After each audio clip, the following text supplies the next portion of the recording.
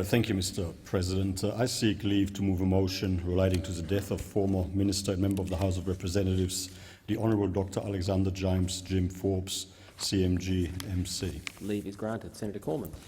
I thank the Senate. I move that the Senate records its deep regret at the death on 10 August 2019 of the Honourable Dr. Alexander Jim Forbes, CMG MC, former Member of the House of Representatives and former Minister, places on record its appreciation for his service to the Parliament and the nation, and tenders its sympathy to his family in their bereavement. Mr. President, with the passing of Dr. Jim Forbes, Australia has lost the last surviving Liberal minister in the Menzies government. The Liberal Party has lost a true great, and our nation has farewelled a war veteran whose service to the nation continued long after he left the battlefield.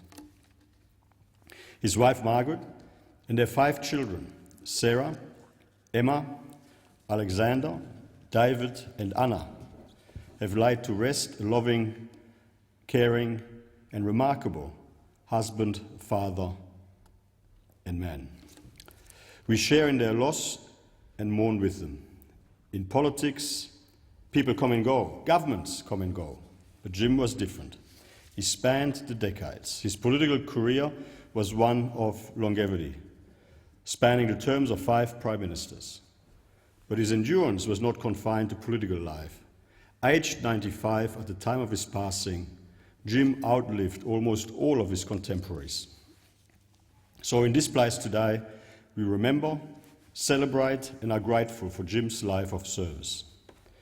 Jim was born in Hobart on the 16th of December 1923. He was educated at Knox Grammar School in Sydney and St Peter's College in Adelaide. At the age of 16, Jim enlisted and attended the Royal Military College at Duntroon. He graduated the day before his 19th birthday and went on to serve in the Second World War with the 2nd Australian Mountain Battery. He was deployed to New Guinea, Bougainville, Japan and Germany. A dedicated and courageous soldier, Jim was awarded the Military Cross in 1945 for his gallant and distinguished service in the Southwest Pacific. Exceptional military courage ran in the family. Jim's father received the Military Cross during the First World War, and his brother Patrick was later awarded the medal during the Korean War. After his discharge from the army in 1947, Jim studied an arts degree at the University of Adelaide and later earned a PhD in political science at the University of Oxford. He married Margaret Blackburn at Oxford in 1952 and returned to Adelaide to tutor in politics. He and Margaret had 5 children together. Jim's interest in politics had come to the fore in 1948. He was elected president of the Mount Lofty branch of the Liberal and Country League in South Australia and was the founding president of the Adelaide University Liberal Union. In 1956, Jim won the Barker by-election in South Australia and held the seat until his retirement in 1975. In Parliament, he was forthright in his views and became a member of the Oxbridge Group, the name given by journalists to a set of outspoken Liberal backbenchers who had studied at Oxford and Cambridge. During an official visit to Indonesia, Malaya and the Cocos Islands in 1959, Jim got to know Prime Minister Robert Menzies well. Menzies admired that Jim had graduated from the Royal Military College and served overseas. So after the 1963 election, Jim was elevated to the ministry as Minister for the Army and very briefly the Navy in the Menzies government. He advocated for a selective national service scheme at a time our army was under-resourced. The Menzies government argued the scheme was in the national interest and the law passed.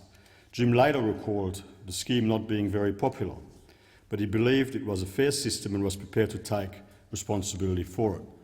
Jim had seen active service as a teenager, holding out the Japanese in dense jungle in New Guinea, and was well qualified to make that judgment. That is what is part of being a political leader, making judgments and decisions you know may not be popular right now, but are in the best interests of your country. That takes courage, and Jim had courage in spades. In sending troops to Vietnam, Jim demonstrated that Australia was a dependable ally and helped strengthen our alliance with the United States. Our relationship with the US remains just as important today. When Harold Holt succeeded Menzies as Prime Minister in 1966, Jim became Health Minister. He felt the new portfolio enabled him to really be a politician. Jim believed wealth should not define a person's health, so he introduced a new national health scheme that prioritised medical services for those on low incomes. As the Minister for Immigration in William McMahon's government, Jim oversaw the continued dismantling of the White Australia policy, helping to create the diverse, multicultural society Australia is today. He was a principled Member of Parliament who cared for his nation and always strived to advance our society and our interests. Jim retired in 1975, but he was never far removed from politics after leaving Parliament. In 1979, he was elected South Australian State President of the Liberal Party and became the party's federal president in 1982. During his time in Parliament, Jim served with distinction, like he had done during his time in the armed forces. The former member for Barker was made a Companion of the Order of St Michael and St George in recognition of his service to the Parliament, and in 2001 he received the Centenary Medal. To Margaret and his children, grandchildren and great-grandchildren, thank you for sharing Jim with our nation. On behalf of the Australian Government and the Senate, and in tribute to a remarkable man whose life was one of distinguished service in uniform and in Parliament, we offer you our sincerest condolences. Rest in peace, Jim Forbes.